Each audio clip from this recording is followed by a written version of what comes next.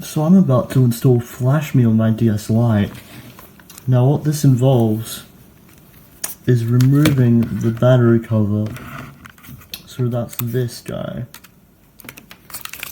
and basically bridging the SL1 connection on your DS Lite. So that's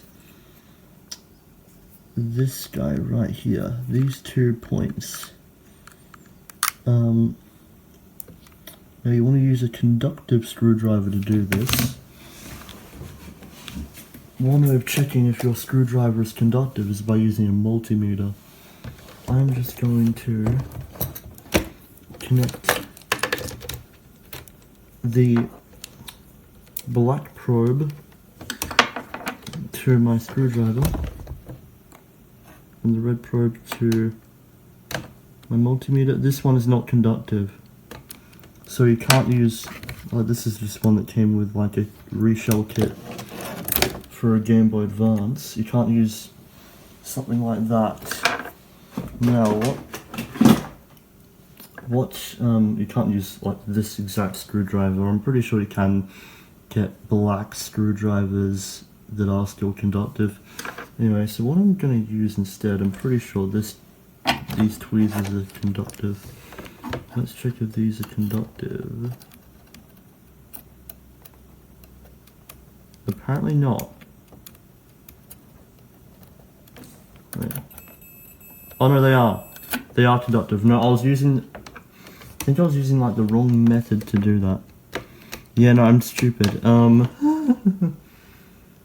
Yeah.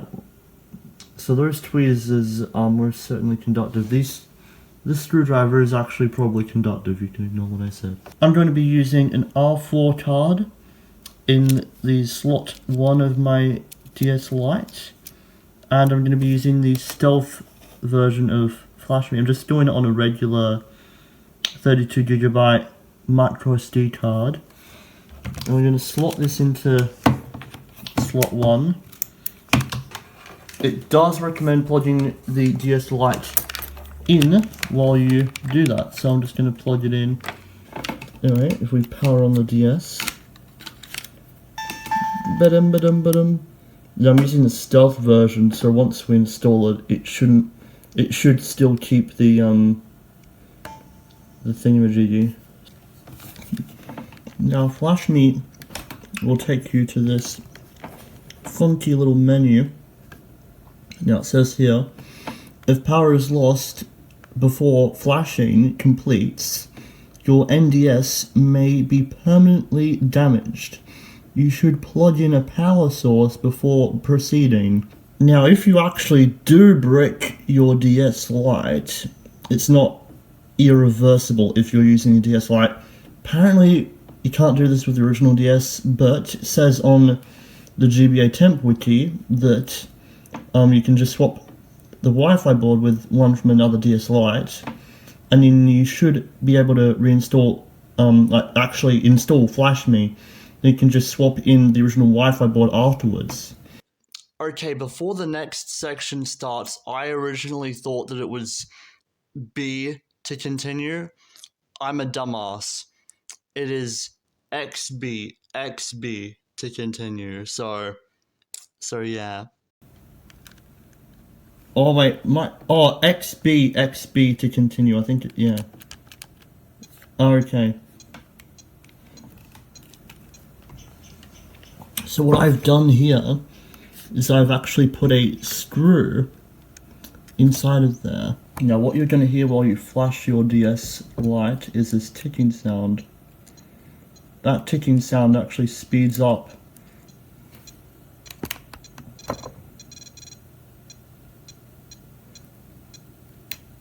You want to hear it go like that, basically.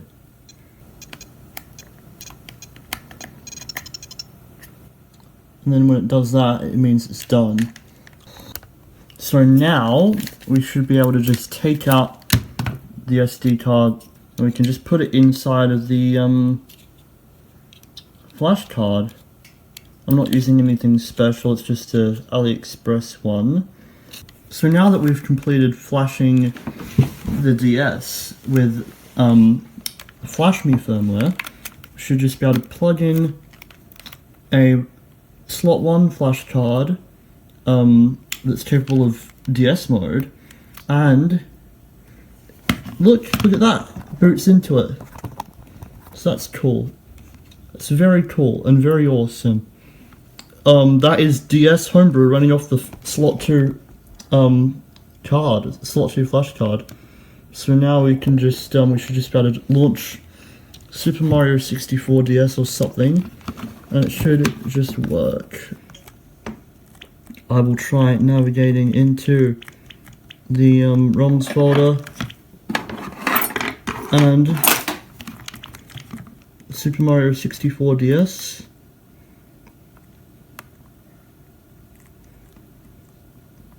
Look at that. This Twilight menu, it's just working, it works. It's running off slot 2. So that's pretty cool.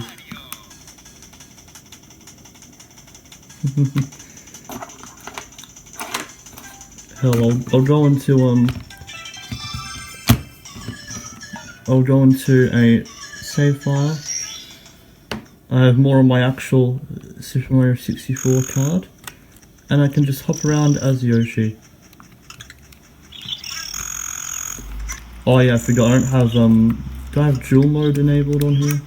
Oh yeah, I like to play with dual mode. Yeah, dual hand mode, there we go. Oh fuck, yeah. Yeah. Yeah, cool. So now we can just hop around as Yoshi and it works perfectly fine. Very awesome. Very awesome. So yeah. I hope you found this video helpful. That's how to flash firmware onto your DS Lite or regular DS if you want to do it on a regular DS. Actually, one thing of note, it's very easy to break the plastic next to the SL1, so just be careful with that.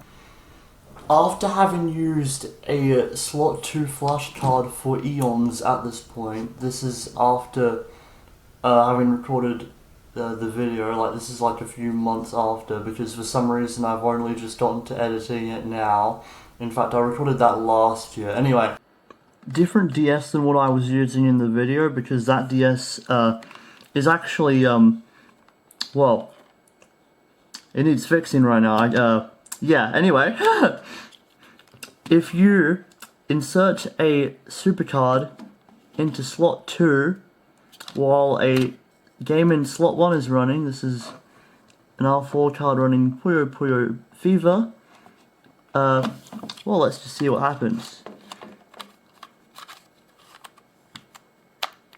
Oh shit, look, it's black screen. Oh no, Super FW.